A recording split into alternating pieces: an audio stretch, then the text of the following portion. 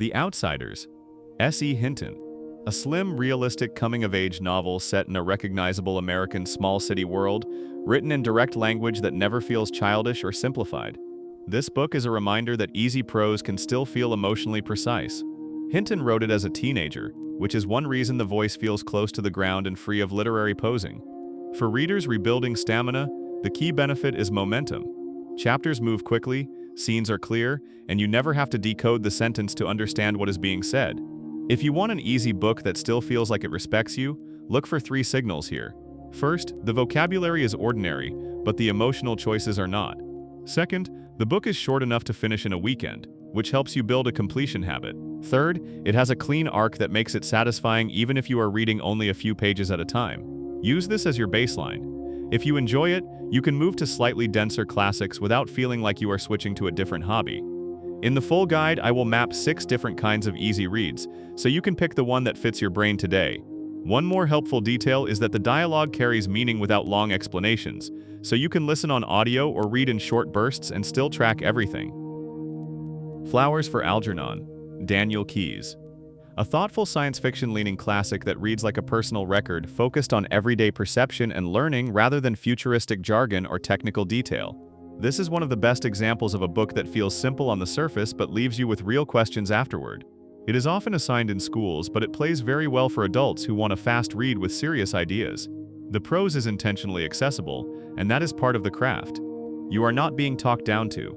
Instead, the style keeps your attention on meaning, not decoration. If you usually avoid science fiction because you expect dense world building, this is a safe entry because the scope stays human and readable. A practical way to use this book is as a bridge. Read it, then decide whether you want more concept-driven stories like The Martian or more emotional classics like The Giver. An interesting note for context is that the story exists in both a short story version and an expanded novel, which is one reason you may see different page counts. Either way, the reading experience is built around clarity and speed. For the full set of picks and how to choose between them, watch the long video. If you want to keep momentum, read a chapter per day for a week, then stop and decide, because the point is confidence, not speed. Animal Farm, George Orwell. A short political fable that uses plain, almost storybook language to talk about power, group behavior, and how ideals get bent by incentives over time. Because the sentences are so clean, you can read quickly and still feel like you are learning something. This is why it works for people who want a smart book without a heavy reading load. Orwell wrote with a journalist's preference for directness, and that shows. You rarely need to reread a paragraph. The meaning is on the surface, and the implications arrive in your head a moment later. If you have bounced off longer classics, this is a good reset, because it proves that a classic can be readable without becoming shallow. Use it as a calibration tool. If you enjoy the tight structure and the way it makes arguments through scenes, you may like other short classics such as Of Mice and Men or The Stranger. If you prefer warmth and inspiration over argument, you may prefer The Alchemist. The main skill this book trains is attention to patterns. You start noticing how language can be used to simplify reality, which is useful far beyond fiction. Keep watching and I will show you the other easy lanes.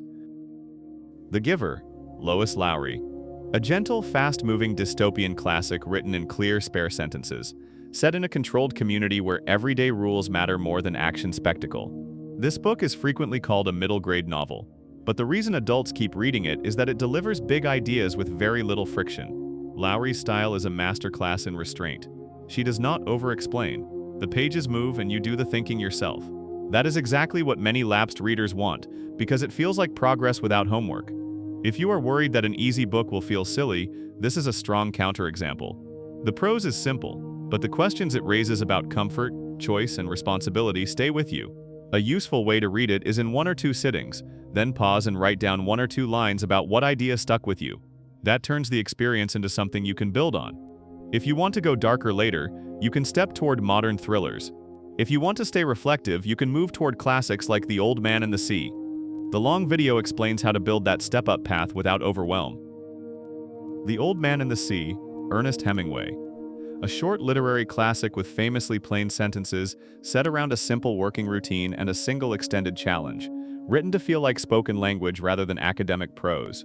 Hemingway is often misunderstood as difficult, but this is one of his most approachable books. The vocabulary is basic, the rhythm is steady, you can follow every line. What makes it feel smart is the compression. The book does not tell you what to feel. It gives you clean observations and leaves space for you to supply meaning. That is a different kind of difficulty, but it is not the tiring kind. If you are re-entering reading, this is a good way to practice quiet focus. There are no complicated names to track, no long cast list, and no need to remember past chapters. A helpful strategy is to read it in small chunks, then stop on a paragraph that feels strong and read it twice. That small repetition trains attention without needing a long reading session. Fun context. This book is strongly associated with Hemingway's late career and is often discussed alongside the Nobel Prize he received shortly after. In the full guide, I show where this fits compared to the other easy picks. The Alchemist, Paulo Coelho. A modern parable written in very straightforward language set in a wide, almost fable-like landscape where the point is reflection and mood more than realism or intricate plotting. This is one of the most recommended easy books in the world because it reads quickly and feels encouraging. It is also a good test of taste. Some readers love the simplicity and the message-first style, and others prefer more concrete stories. If you want an easy book that feels warm rather than intense, this is the best pick on this list for that mood. The sentences are short, the chapters are light, and the ideas are delivered in a way that is easy to remember. To keep the experience smart, treat it like a prompt rather than a puzzle. After each reading session, ask yourself one practical question about what you want more of in your own life. That turns a simple book into a useful one. If you like this style, you can explore other short inspirational reads. If you want the same clarity but sharper edge, you can move to Orwell. The long video also explains how to avoid the trap of reading only comfort books forever by alternating one comfort pick with one idea-heavy pick. Watch the full guide for that simple rotation.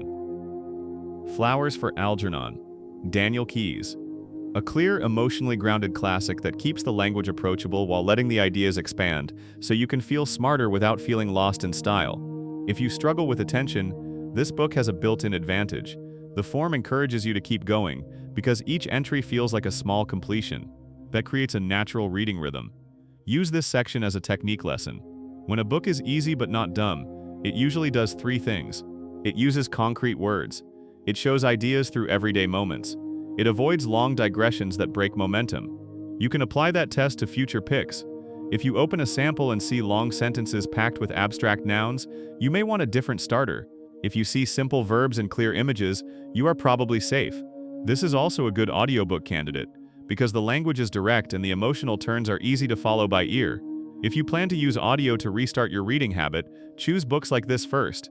In the long video, I pair each of these books with a next step option, so you always have a clear move after you finish. The Outsiders, S.E. Hinton. A fast, dialogue-driven novel with clean scenes and a grounded tone, set in ordinary neighborhoods rather than fantasy worlds, which makes it easy to visualize and track. This is the best pick here for readers who miss the feeling of turning pages quickly. The structure is straightforward, and the writing stays close to what characters do and say. If you want easy reading that still feels sharp, pay attention to how the book handles conflict without big speeches.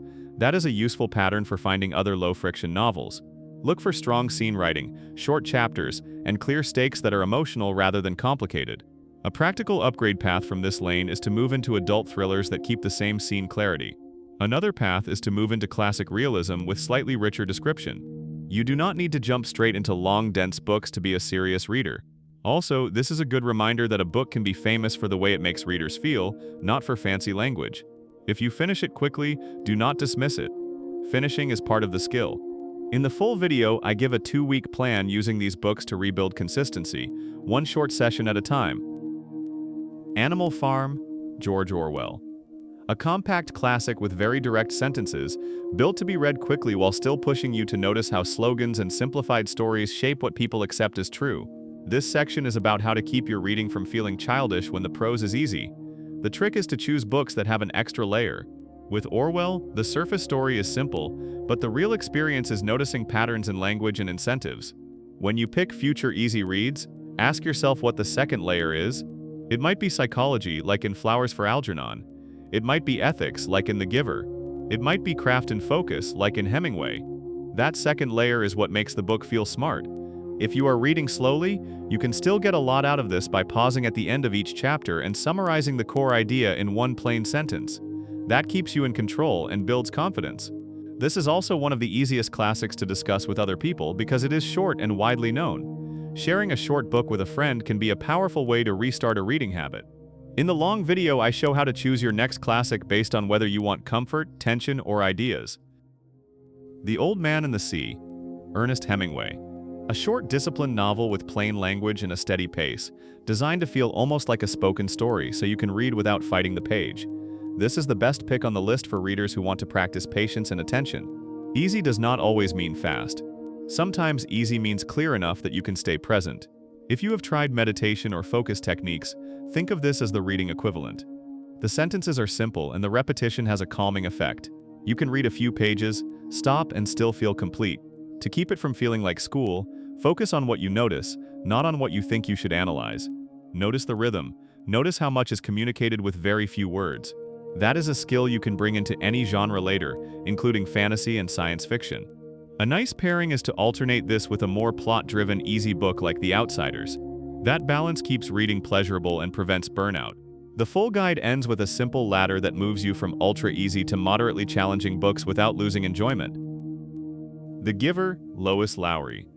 A crisp, idea-forward novel with very accessible prose, set in a carefully managed society where small everyday details carry the weight so you stay engaged without complexity. This final section is your decision rule. If you want an easy book that feels smart, choose the lane that matches what you want from reading right now. If you want emotional realism and fast dialogue, start with The Outsiders. If you want a single sharp idea to think about, start with Animal Farm. If you want reflective calm and craft, start with The Old Man and the Sea. If you want warm encouragement, start with The Alchemist. If you want a concept story that still feels personal, start with Flowers for Algernon. The Giver sits in the middle of this map.